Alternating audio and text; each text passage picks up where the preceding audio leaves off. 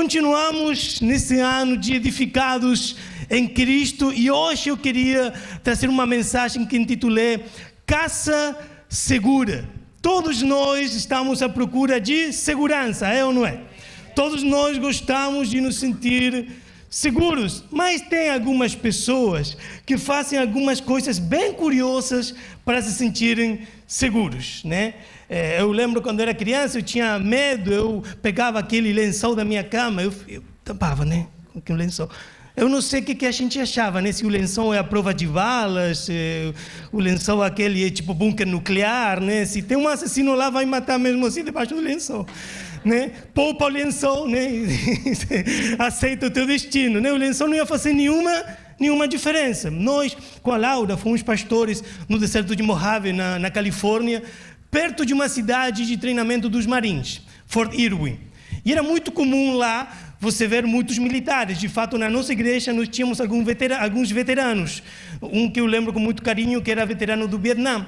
Mas numa igreja de um amigo, tinha uma pessoa que eu queria compartilhar para começar a sua história.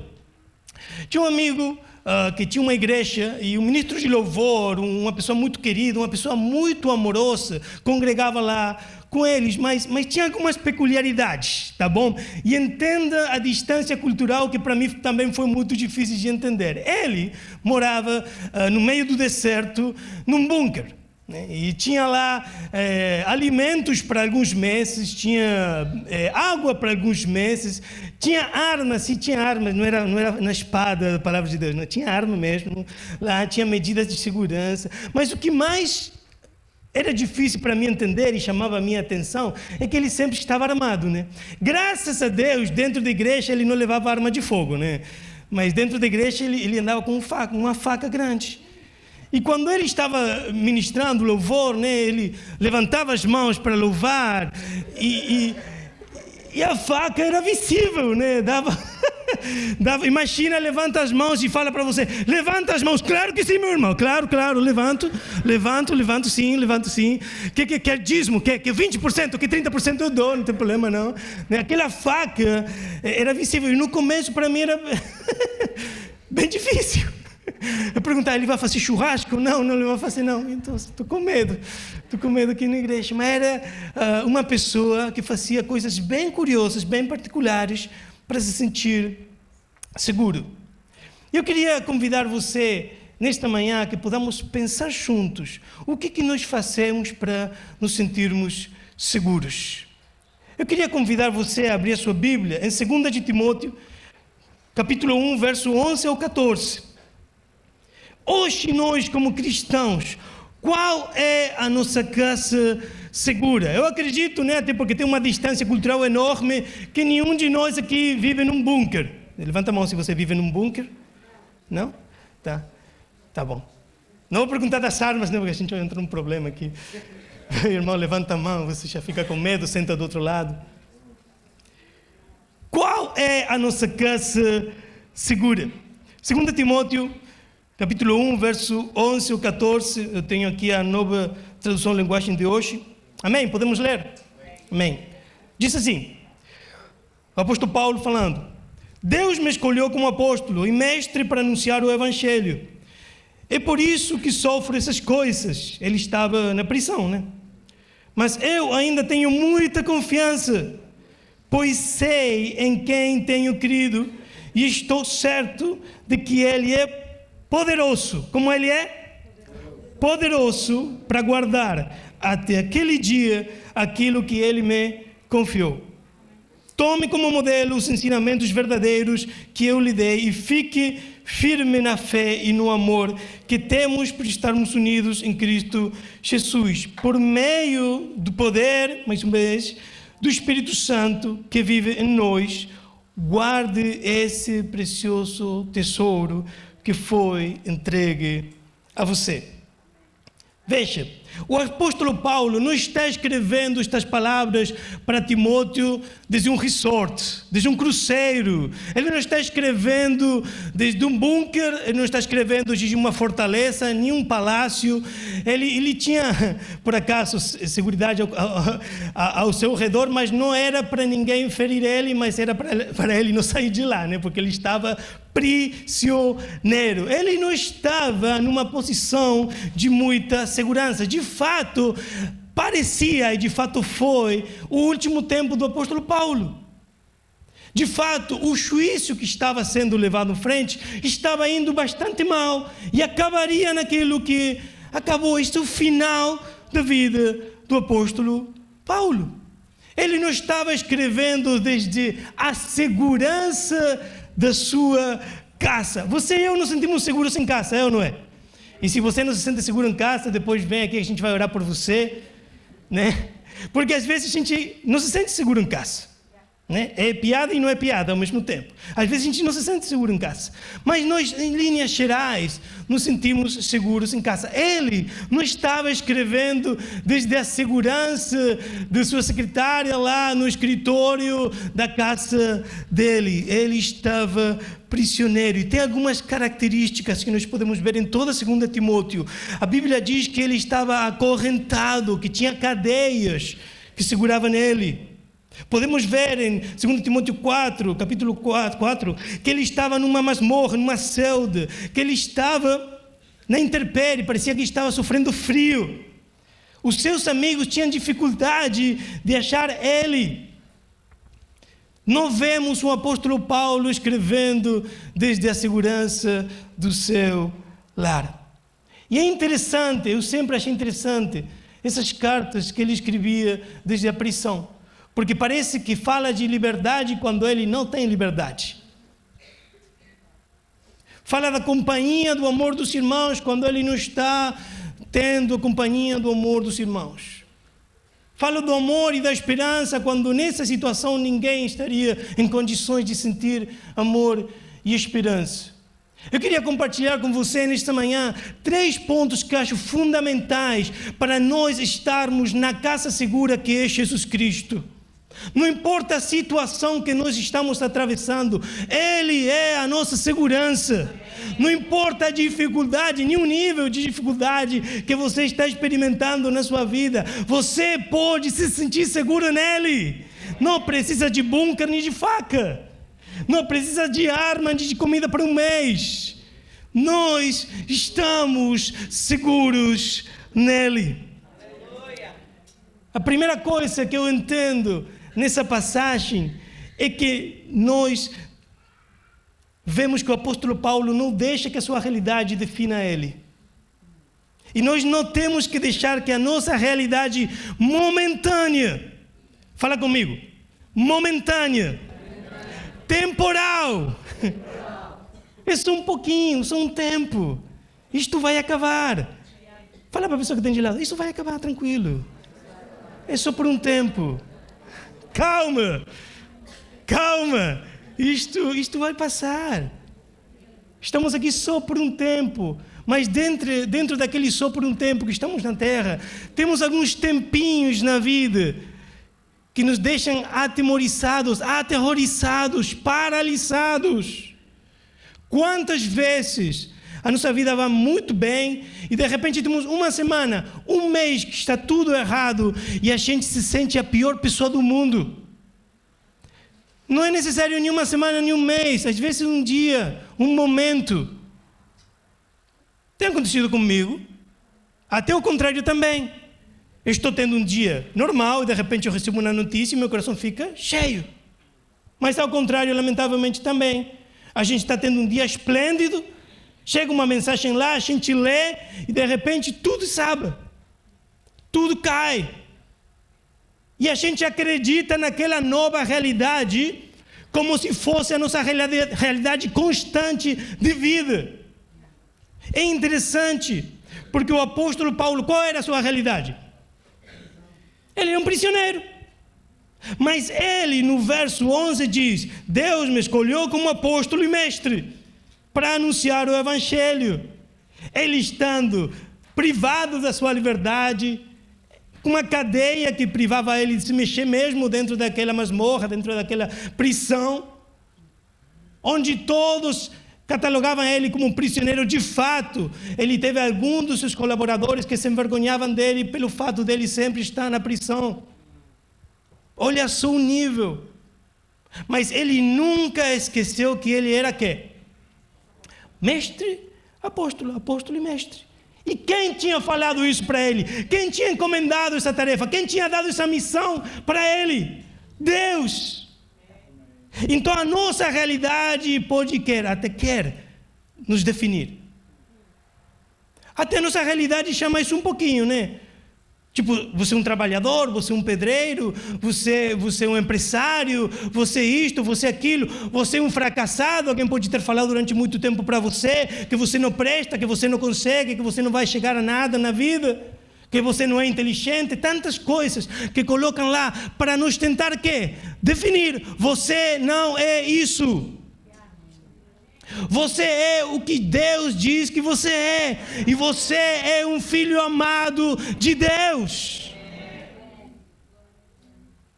Não deixa que a tua realidade te defina. Mesmo você estando em prisão, mesmo você estando no hospital, mesmo você estando no banco tentando resolver sua vida financeira, mesmo você estando na sala do seu lar, vendo como sua família está sendo destruída, mesmo no fundo do poço, lembra sempre quem você é em Deus.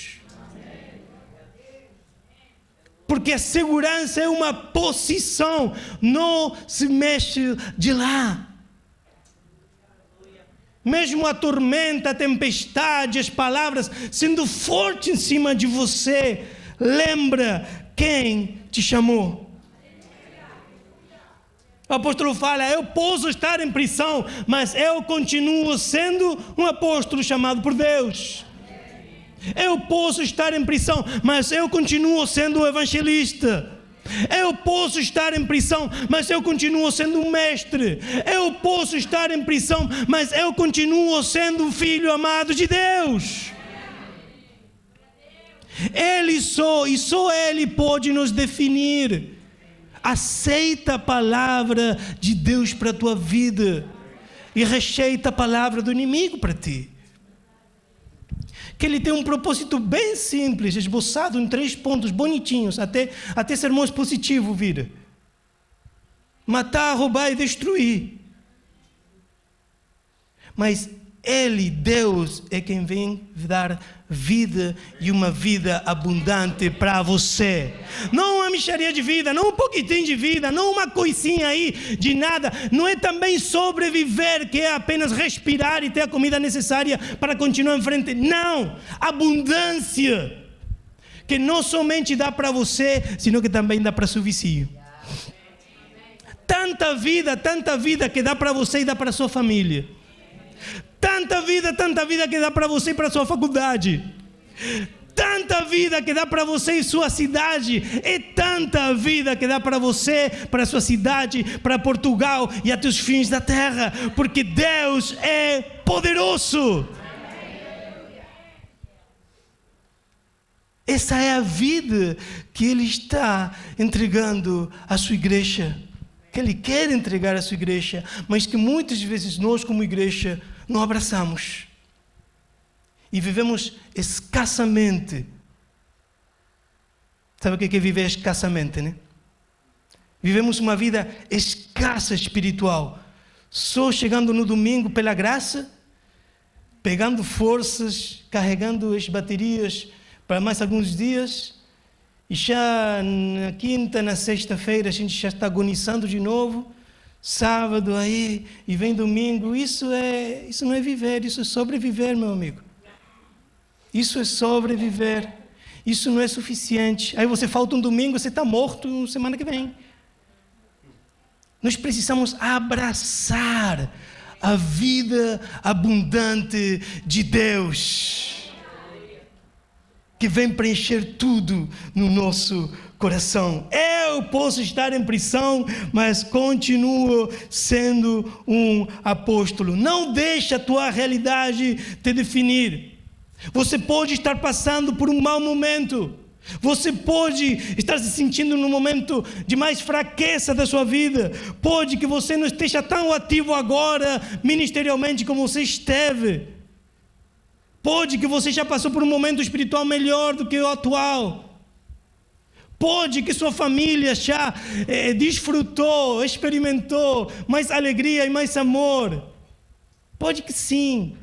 Pode que você já tenha um melhor relacionamento com seus filhos.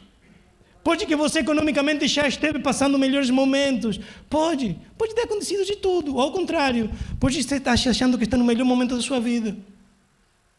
Mas a segurança não vem do dinheiro. A segurança não vem da carreira. A segurança não vem do trabalho. Porque no trabalho eu sou sucesso mesmo. Não. A segurança não pode vir daí. Por quê? Porque você pode perder amanhã.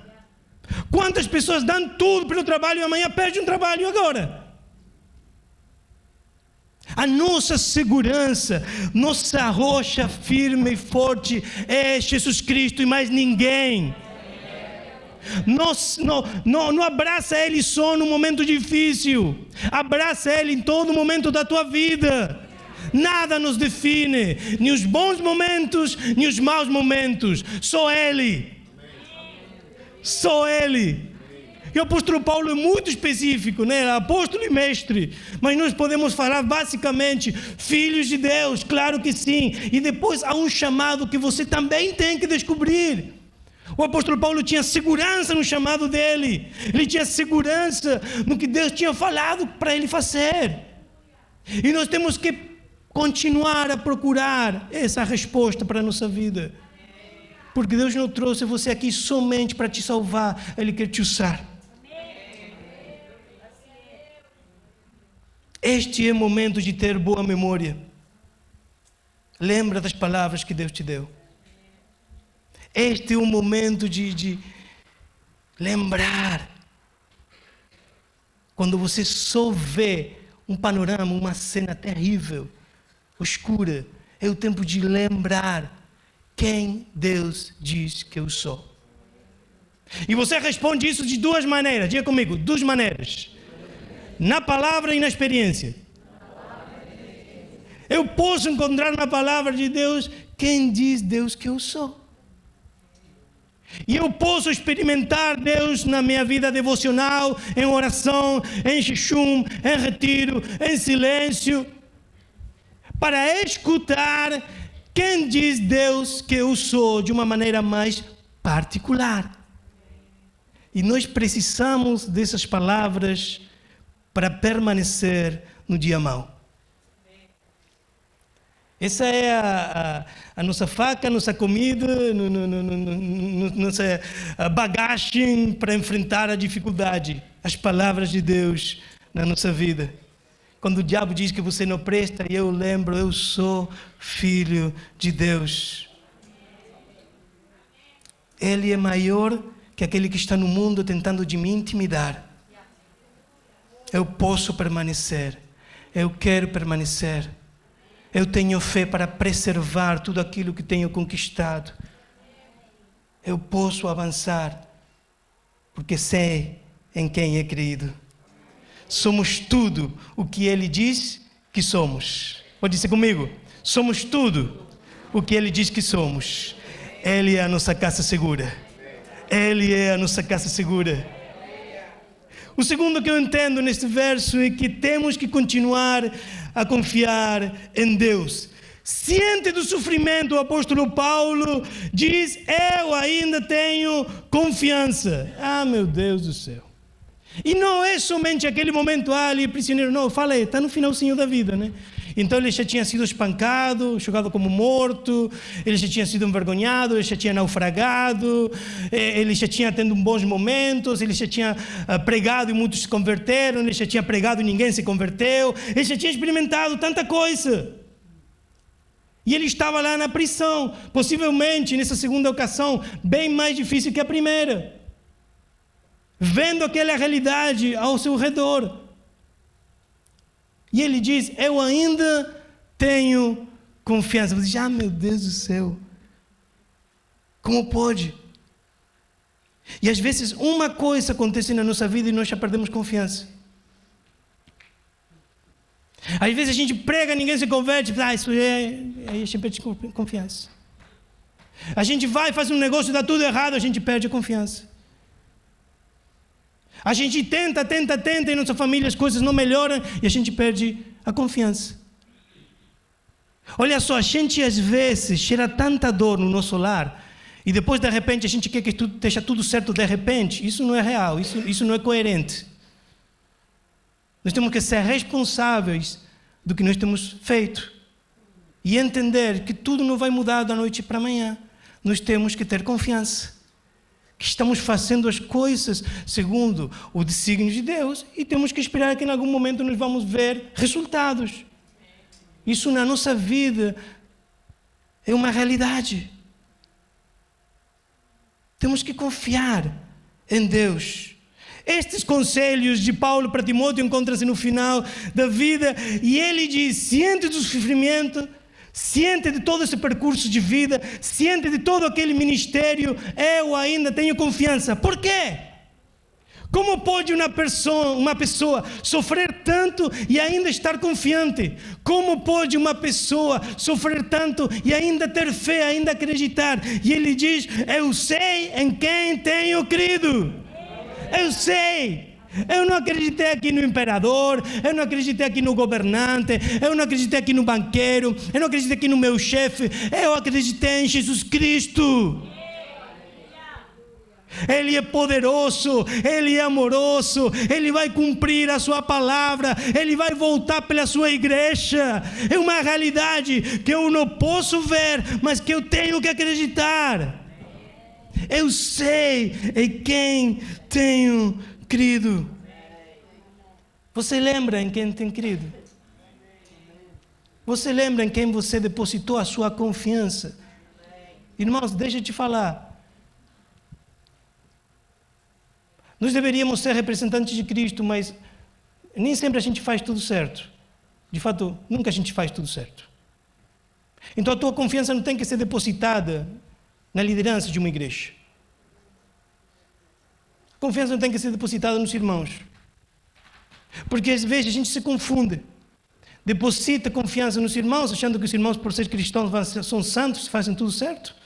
De repente cometem um erro e a gente se ofende com Deus. Mas não é Deus.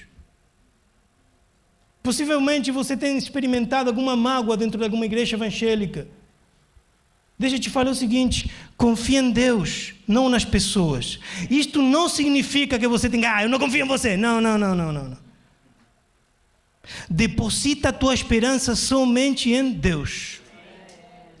Isso que significa. Deposita todas as tuas expectativas somente em Deus. Porque ninguém pode suportar esse peso fora de Deus. Como meu esposo é crente, ele tem que ser perfeito. Ele não é, e você sabe. Ele tem que orar de manhã, ele tem que ler a Bíblia, ele tem que ensinar os meus filhos, ele tem que ser amoroso, ele tem que fazer pequeno almoço, ele tem que ir trabalhar, ele tem que voltar, ele tem que acender as velas lá, fazer a cena romântica, ele tem que cheirar bem. É demais, né? Já não cheirar bem, pronto, vamos embora. Não podemos. Não deposita no seu esposo as expectativas da sua vida. Ele é um ser humano falho. Nas esposas sim podemos depositar porque elas são perfeitas.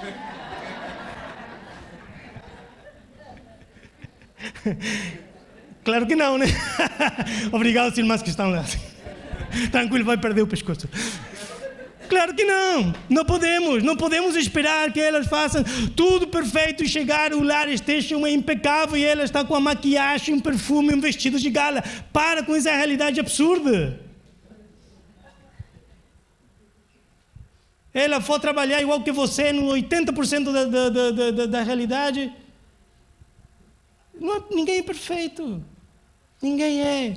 O seu filho não dorme de noite, né? Filho, tem que ser perfeito. Ora e vai dormir, mas ele tem 1 ano. A vida não é perfeita. E se você acha que a vida é perfeita, é porque você ainda não tem filhos. A vida não é perfeita. É longe, eu não posso falar para meu filho: filho, o livro de lar cristão diz que você tem que ser obediente. Ele ainda confunde Jonás com Jesus e Jesus com Moisés. Nas histórias bíblicas. Jesus comeu, como que ele diz? A baleia comeu Jesus. Ele diz: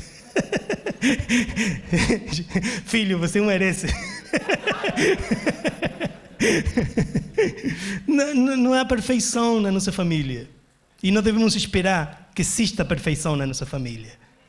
Não há perfeição na nossa igreja. E nós não devemos esperar que exista perfeição na nossa igreja. Nem no novo convertido, nem no pastor principal. Nós não podemos esperar que exista perfeição na nossa realidade, porque o destino disso é só uma palavra: frustração. Você vai se frustrar, porque aquela pessoa em algum momento vai errar. E se você não ficou sabendo, porque ela é boa escondendo as coisas, que é ainda pior. Nós não podemos depositar a nossa esperança numa pessoa. Não faça isso. Você está ferindo sua família fazendo isso. Não faça isso. Não deposite essa esperança em alguma pessoa da igreja. Não faça isso. Deposita a tua esperança nele. O alicerce da confiança do apóstolo Paulo era Jesus. Eu sei em quem tenho crido. Mas Paulo não conseguia ver nada disso. Qual era a perspectiva de Paulo? Não era uma paisagem bonita. Não era uma cascada e passarinhos lá voando, não era. Não era uma cachoeira lá e um arco-íris e o sol bonito, não era. A perspectiva que o apóstolo Paulo estava enxergando era muros e cadeias. Muros e cadeias. Somente pela fé o apóstolo Paulo podia enxergar alguma coisa diferente. Em alguns momentos da nossa vida nós só vamos enxergar muros e cadeias. Médicos desesperados e enfermeiros desorientados. Medicamentos à nossa volta. Em alguns momentos da nossa vida, nós só vamos enxergar dívidas e dificuldade. Em algum momento da nossa vida, nós vamos enxergar, às vezes, uma esposa frustrada e filhos rebeldes. Em algum momento da nossa vida, se não é agora, ou nós vamos, ou já nos enxergamos isso. Mas o apóstolo Paulo, pela fé, ele diz: eu sei em quem é crido. O que a fé faz na vida do apóstolo Paulo? Que o apóstolo Paulo enxerga, abre os olhos, sente a cadeia, sente o cheiro de umidade, a dificuldade, sente o frio, abre os olhos, vê um muro gris, escuro, vê as cadeias que amarram ele e de lado vê Jesus Cristo. E Jesus Cristo naquela prisão muda tudo. Aquela prisão que é um espaço de insegurança. Aquela prisão que é um espaço de espera para a morte. Aquela prisão que é um espaço de solidão. Virou casa segura porque Cristo estava lá. Aquele lugar improvável virou casa segura. Nem bunker, nem arma podia fazer aquele lugar mais seguro para Paulo. É por isso que Paulo consegue escrever essas cartas. Meu amigo, eu quando sinto medo, eu fico paralisado. Quando eu me sinto inseguro, eu fico paralisado. Longe estou eu de pegar o meu computador e escrever uma carta de esperança para a minha igreja lá em Califórnia. De fato, cada mês eu escrevo essas cartas para a minha igreja e tem meses que eu não consigo escrever. Porque desde a insegurança e da dificuldade é difícil você ser criativo com as palavras, está comigo? É difícil. Aquele lugar só virou um lugar de criatividade, de esperança, de amor, de segurança, porque Jesus Cristo estava lá com o apóstolo Paulo. E dava para ele esperança, dava para ele alegria, dava para ele bondade, amor, compaixão pela igreja. Apóstolo Paulo tranquilamente, depois de todo o seu ministério, podia dizer, bom, estou em prisão aqui, o morrer é lucro, né, é ganho, então estou aqui, já chegará a morte, e esperar. O apóstolo Paulo nem no pior momento da sua vida ficou sentado esperando. Por que nós ficamos sentados esperando e nem estamos no pior momento da nossa vida? Em nenhum momento o apóstolo Paulo sentou lá na única banca que tinha na igreja dele, lá na prisão. Falou, bom, vou esperar aqui Cristo voltar. De jeito nenhum, tem papel, tem para escrever, vou escrever para a minha igreja, vou escrever para os meus discípulos, vou escrever, vou mandar esperança, vou recomendar algumas coisas. Incrível que você lê esses versos, você pode perceber, o bom leitor pode perceber, que o apóstolo Paulo estava se apresentando como um modelo para Timóteo. O quê? O quê? Eu não vou para uma conferência assim? O preletor está onde? Está na cadeia. Está prisioneiro. Vai partilhar por Zoom, via Zoom. E ele vai dar cátedra de liberdade. Não, é como ouvir alguém falido dando conselhos de finanças, né? Não, fica difícil. Me ajuda aí, né? Traz outro preletor. Isso é fé. O apóstolo Paulo não somente encoraja Timóteo, senão que, se você percebe, ele se apresenta como um modelo a seguir. Timóteo continua à frente. Tudo aquilo que eu te ensinei, continua. Mas tudo aquilo que você me ensinou é aquilo que você vive, E você está na prisão agora, Não, então não, obrigado. O apóstolo Paulo senta, nem sei se sentou, né, mas escreveu, desde a insegurança de uma prisão, mas se sentindo a pessoa mais segura da terra.